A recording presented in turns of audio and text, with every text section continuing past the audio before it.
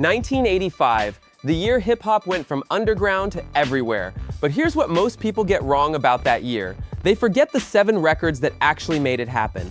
Not the ones everyone talks about. The ones that changed the game when nobody was looking. Let's go back, starting with number 1. Number 1, Sugarhill Gang with Rapper's Delight. Now listen, the original dropped in 1979, but in 1985, this record came back. Extended club mix, new audiences discovering it for the first time, and it was still outselling current releases on dance floors. This is the record that proved sampling was legitimate. The drums from Chic's Good Times, looped, layered, made into something entirely new. Big Bank Hank, Wonder Mike, and Master G turned a single keyboard loop into hip-hop's blueprint. By 85, the game had matured, the audience was ready, and this 6-year-old record was still king. Number 2, LL Cool J. Sometimes I stare at the wall and in the back of my mind I hear my conscience call. Don't mess with LL Cool J. He was 16 years old. 16. Rick Rubin producing, sparse drums, heavy bass. This production style broke from everything Grandmaster Flash and Sugarhill had done. It was aggressive, it was stripped down, and it was unstoppable. This album, Radio, peaked at number 52 on the Billboard 200, first rap album to seriously compete with rock and pop albums, and the follow-up, Bigger and Deffer, went multi-platinum. LL didn't just release a song, he changed the entire structure of hip-hop, proved solo rappers could outsell groups, established Def Jam as a major label that could compete with Sugarhill, moved. At 16, most artists are still finding themselves. LL found his at a birthday party with a production genius, and hip-hop has never been the same. Number 3, Run-DMC, King of Rock.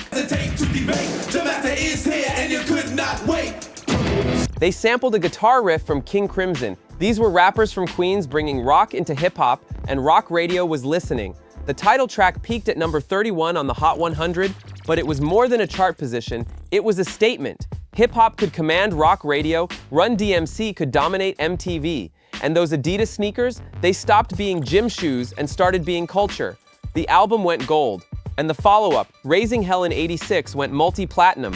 Run-DMC proved that groups could compete with solo artists, that rock radio could play hip-hop, that 3 men, 2 turntables, and 1 microphone could change the entire trajectory of a genre.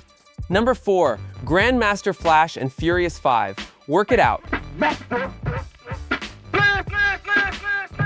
Now this one's complicated because the group was fracturing. The Furious 5 wasn't really 5 anymore. Grandmaster Flash was solo. But this track represented something crucial, the shift from live instrumentation to electronic production. Heavy synthesizers. Abandon the live band sound. It's the sound of an era ending. Moved, this was their last significant release before the group dissolved completely. And in that dissolution, you can hear hip-hop evolving, moving past the scratching and turntablism of the early days into something new, something that would eventually become the sound of the 1990s. Work It Out didn't chart massive numbers, but it documented a transition from Grandmaster Flash's live scratch style to electronic production that matters. Reflective, slightly ironic, number 5, Kurtis Blow, If I Could. Now here's where hip-hop gets interesting. Kurtis Blow was a foundational pioneer, 1979 through 82, he dominated. Then suddenly, by 85, he's the old head. His release didn't chart on the Hot 100, reportedly peaked at number 47 on the R&B chart. In just 6 years, Kurtis Blow went from chart king to irrelevant. That's the fastest style extinction in music history. And it tells you something crucial about hip-hop. It's youth-driven. It regenerates rapidly. It destroys its pioneers faster than any other genre. Kurtis Blow's decline paradoxically changed the game by proving how quickly hip-hop fandom cycles through generations. His irrelevance taught hip-hop artists they have maybe 3 years before their yesterday's news. Number 6, Fat Boys, Jailhouse Rap. It's one day that I will never forget. I got jailed for something that I'll always regret. Okay, this one was technically 84, but it exploded in 85. MTV explosion. They turned beatboxing from a street corner trick into a legitimate production technique. Darren Robinson, the human beatbox, was making sounds that had never been on a professional recording before. This record proved novelty acts could have serious production value. Sugarhill Records took a prison novelty song and turned it into MTV fame. Gold certification, multiple platinum follow-ups. The Fat Boys expanded hip-hop's audience to comedy-curious listeners, showed that hip-hop didn't have to be serious to be valid, didn't have to be aggressive to move records. By 85, hip-hop was diverse enough for party records, for serious records, for comedy records, all simultaneously. That's growth. Number 7, Afrika Bambaataa, Reckless.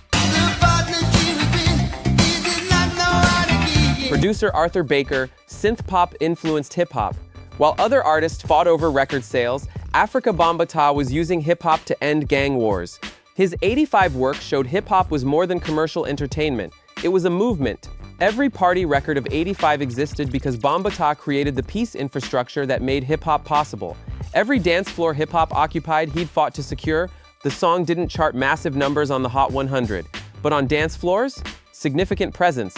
In clubs, heavy rotation. Because Bambaataa understood that sometimes the realest impact happens away from the charts, in the streets, in the culture, in the souls of the people dancing.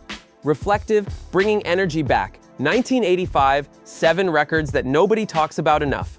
LL Cool J was 16, Run-DMC was breaking into rock radio, Grandmaster Flash was transitioning, Kurtis Blow was fading, the Fat Boys were making MTV their playground, and Afrika Bambaataa was building peace while the music industry built empires. These 7 tracks prove that 85 wasn't just a good year for hip-hop, it was the foundation for everything that came next. Direct-to-camera, engaging, subscribe to Hip Hop Legends Archives for more forgotten stories from hip-hop's greatest era. Like this video if these tracks took you back, and comment below which one surprised you most. Drop your favorite 85 hip-hop memory in the comments. We're building this archive together.